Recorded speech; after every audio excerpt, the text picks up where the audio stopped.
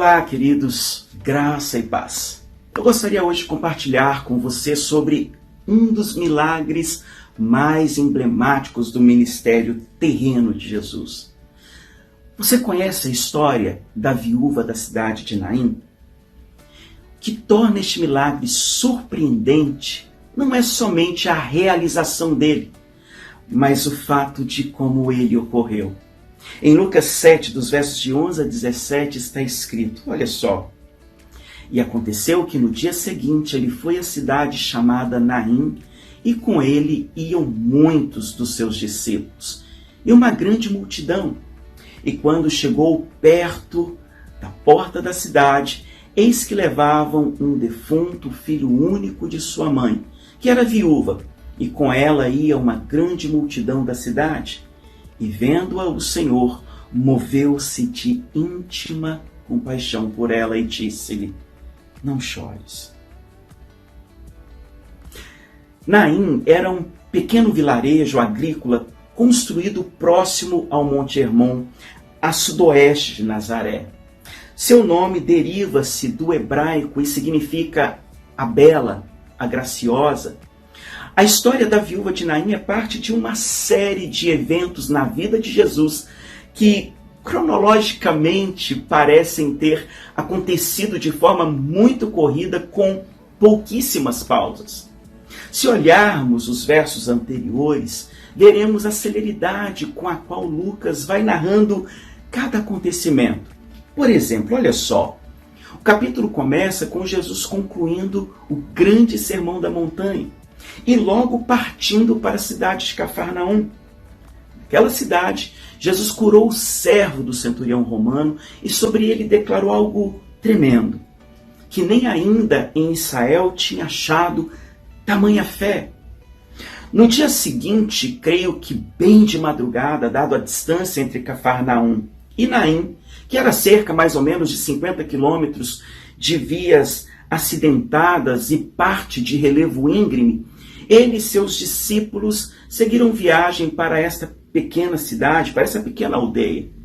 Chegando às portas da entrada da cidade, Jesus se depara com o cortejo fúnebre de um jovem, filho único de uma mulher que Lucas a trata como anônima. Ele simplesmente a descreve pelo nome de sua vila e por seu estado civil. A vida de uma mulher viúva naquele tempo, nos tempos de Jesus, não era nada fácil. Por vezes, as Escrituras advertem sobre a importância do amparo a elas. Mesmo assim, queridos, não era raro de se ver viúvas tendo suas aflições negligenciadas. Como se não bastasse a morte do filho, trazia ainda mais peso para ela. Ser viúva e ser sem herdeiros na antiga Israel desencadeava fatores existenciais muito penosos. Na cultura do Velho Testamento acreditava-se que quando o marido morria antes de ter a idade avançada, isso era um sinal de castigo.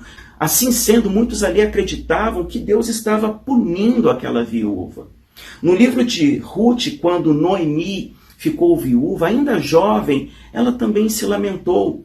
Ela disse, pois o Senhor testifica contra mim e o Todo-Poderoso me fez tanto mal. Ruth, capítulo 1, verso 21. Claro que esta cosmovisão está errada, isso é apenas o lamento de uma pessoa lidando com o sofrimento, com o luto.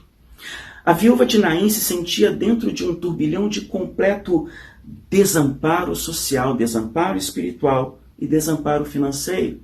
Por mais que ela tivesse amigos e parentes, o que restava de sua família próxima havia se perdido. A única esperança de dar continuidade à linhagem de sua família havia se findado ali. Na verdade, essa história nos ensina que existem dores que só Deus entende, que só Ele é capaz de diagnosticar, de curar e de trazer refrigério. A história dessa mulher não é diferente da dor e do sofrimento que muitos enfrentam ao redor do mundo. A dor da perda, da guerra, da fome, a dor de sentir-se esquecido, da doença, a dor de viver em um mundo contaminado pelo pecado. A Bíblia nos ensina e diz que Jesus olha para o sofrimento daquela mãe e seu coração se enche de íntima compaixão. É como se ele sentisse em si as dores e o vazio daquela mulher. É assim que acontece quando temos um encontro pessoal com Jesus. A mesma compaixão que ele sentiu por aquela mulher, às portas da cidade, ele sente ainda hoje por todo aquele que se achega a ele e clama por seu nome. Jesus, ele vê as nossas desventuras, ele conhece as nossas necessidades. Diante de sua presença, nada pode se encobrir. O salmista Davi, divinamente inspirado, declarou: Senhor, tu me sondaste, me conheces, de longe entendes o meu pensamento. Nada pode mudar essa verdade. Nesse texto, Jesus nos revela pelo menos 4 verdades a respeito do relacionamento que ele anseia ter conosco. E o verso 13 do texto nos mostra que, quando Jesus adentra em nossa vida, a situação muda, pois não existe nada mais poderoso do que ser acolhido por seus braços de amor. A Bíblia registra 3 ressurreições realizadas pelo Senhor Jesus: filho dessa viúva, filha de Jairo e Lázaro. O que todos estes milagres têm em comum? O alívio de ter Jesus por perto. O sentir-se acolhido onde não mais existe espaço para o afago. Sentir que no meio de tanta angústia e dor, Jesus se move de íntima compaixão e diz: não chores, você não está sozinho. No sofrimento, Jesus não nos mede pelo tamanho da nossa fé, mas pelo tamanho de sua infinita graça. Se fôssemos medidos pela fé, essa mulher nunca veria um milagre. Aliás, muitos não teriam nem sido curados por ele. Ao mesmo tempo que este capítulo narra a fé admirável do centurião, ele não se silencia com a história da viúva, que não demonstra nenhum vestígio de fé. Você se lembra dos 10 leprosos que foram curados e só um voltou glorificando a Deus e caindo sobre os pés de Jesus, narrado em Lucas capítulo 17, dos versos de 11 a 19? O leproso curado era um samaritano, discriminado não só por ser leproso, mas também por causa de sua cidade. A diferença desse para os outros 9 que não voltaram era que apenas um queria o autor do milagre e colocou sua fé em ação, não porque foi curado, mas porque a fé verdadeira o levou a se aproximar de Jesus. E é bom sim, claro, exercitarmos a nossa fé, crescermos na fé, crescermos na santidade, mas haverá momentos que Deus virá ao nosso encontro onde a escassez espiritual estará nos abatendo e Jesus vai dizer: não chores, você não está sozinho. Jesus caminhou 50 quilômetros de Cafarnaum até Naim, entre 1 a 2 dias. Jesus chegou ao encontro daquela viúva no momento certo, na hora exata, no ápice do acontecimento, quando todos os recursos haviam acabado. As proximidades do portão da cidade, por uma estrada quente, sujeitando-se à sede, à insolação, a fim de que em Naim pudesse devolver o único filho falecido a uma viúva enlutada e desesperada. A Bíblia é clara em afirmar que ele nunca nos desampara. Em Mateus 28:20 está escrito: e eis que estou convosco todos os dias, até a consumação dos séculos. Em Hebreus 13:5 ainda declara: seja a vossa vida sem avareza, contentai-vos com as coisas que tendes, porque ele tem dito: de maneira alguma te deixarei, nunca jamais te abandonarei. O que acontece diante deste portão pode ser designado como uma prova perfeita da providência consoladora do nosso Deus. Não importa em que circunstância nos encontramos, o Senhor Jesus sempre vem ao nosso encontro. Quando partimos para o verso 14, algo grandioso acontece ali. Olha só. Chegando-se, tocou o esquife e os que o levavam pararam. E disse: jovem, a ti te digo, levanta-te. E o defunto assentou-se e começou a falar. O verso 14 nos ensina que o toque de Jesus promove vida. Ele tem poder sobre todas as forças da natureza, principalmente sobre a morte, que é o nosso inimigo mais feroz, mais voraz. A promessa que Deus revelara a Isaías estava se cumprindo em Jesus. E naquele dia, os surdos ouvirão as palavras do livro. E dentre a escuridão e dentre as trevas, os olhos dos cegos a verão. Isaías 29:18. A viúva contemplou esta palavra se cumprindo em sua vida. Mais do que o milagre de trazer de volta a vida de seu filho, os ouvidos e os olhos daquela mulher e de toda aquela multidão que seguia Jesus estavam sendo abertos para a vida eterna diante da palavra do Verbo que se fez carne e habitou entre nós. É num encontro profundo e pessoal com esse Deus vivo que somos verdadeiramente consolados e nossas emoções e sentimentos vão sendo moldados e as adversidades dissipadas pela graça e a paz de Deus. A viúva de Naim teve seu filho ressuscitado.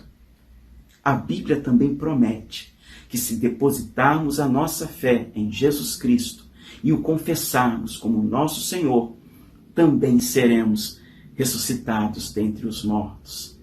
E esta é a paz de Deus que excede todo o entendimento humano. Se você ainda não teve um encontro genuíno com Jesus, busque este encontro ainda hoje.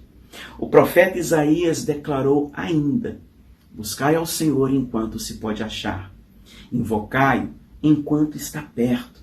Deixe o ímpio o seu caminho e o homem maligno os seus pensamentos e se converta ao Senhor, que se compadecerá dele. Torne para o nosso Deus, porque grandioso é em perdoar. Isaías 55, dos versos de 6 a 7. Jesus aqui demonstra algo interessante, que deve ter deixado os fariseus e religiosos de sua época boquiabertos, ignorando o fato, queridos, de que, segundo a lei de Moisés, tocar o corpo de um morto ou em alguma coisa em que um morto tivesse contato, o tornaria uma pessoa religiosamente impura. Jesus mostrou aqui, neste milagre, pessoalmente, o quão ele era imune a tais contaminações. E ao tocar o esquife, além de não ser contaminado, ainda poderosamente chamou o jovem à vida. Jovem, eu te ordeno, levanta-te. Quando Jesus adentra em nossa vida, a situação muda, pois não existe nada mais poderoso do que ser acolhido por seus braços de amor e de graça. O verso 15 contém um pequeno versículo muito significante. Olha só o que diz: e entregou a sua mãe. A turbulência promove crescimento espiritual e gera a oportunidade grandiosa de vermos o agir de Deus e experimentarmos um avivamento. Esse milagre é um testemunho vivo do poder transformador de Jesus. Não foi uma casualidade do destino que o levou ali. Não foi uma mera coincidência ele ter chegado a Naim naquele exato momento. Foi sim providencial. Foi fruto da íntima compaixão do Mestre, que ele de antemão sabia que deveria estar ali naquela hora e naquele exato momento. Ele trouxe vida onde havia morte, esperança onde havia desespero e restauração onde havia perda. A ressurreição do filho da viúva não apenas trouxe alegria e alívio para aquela mãe, mas também fortaleceu a fé daqueles que testemunharam o milagre. Não existe ferramenta maior para aumentar a nossa fé e nos trazer mais santidade que a adversidade. É na provação que crescemos, é nas lutas do dia a dia que vamos adquirindo mais intimidade com o nosso Deus. É na tempestade que aprendemos a orar e a experimentar mais do Senhor. Tem uma frase muito famosa que diz, e eu gostaria de citá-la aqui: um dia, quando olharmos para trás e virmos as aparentes coincidências de nossa vida, perceberemos que não foram exatamente por casualidade que elas ocorreram. Jesus tem a palavra certa na hora certa e o seu momento exato na hora de agir. Foi ele mesmo quem disse: eu sou a ressurreição e a vida. Quem crê em mim, ainda que morra, viverá. E todo o que vive e crê em mim não morrerá eternamente. Jesus devolve os sonhos e a esperança que o diabo nos rouba. Ele devolve a vida e nos reaviva em meio às nossas mais profundas turbulências. Ele nos tira das garras da morte. Por isto, nunca se esqueça, quando ele se manifesta, somos abençoados, impactados com sua presença restauradora. No verso 16 diz o seguinte: e de todos se apoderou o temor e glorificavam a Deus, dizendo: um grande profeta se levantou entre nós, e Deus visitou o seu povo. E correu dele esta fama por toda a Judéia e por toda a terra circunvizinha. Os últimos versos desta maravilhosa história nos ensinam muito sobre os milagres de Jesus e os impactos, claro, abençoadores que sua presença traz ao interior daqueles que foram salvos, foram redimidos e justificados pelo Senhor. O milagre verdadeiro, queridos, traz temor e tremor. Por isso que o texto fala: todos ficaram possuídos de temor. O milagre, ele tem o objetivo de nos levar a glorificar a Deus. E é por isso que diz: e glorificavam a Deus. Um grande milagre, que é a nossa salvação, nos conduz ao grande profeta, o Deus conosco, o nosso Salvador. Por isso que o texto fala: Deus visitou o seu povo.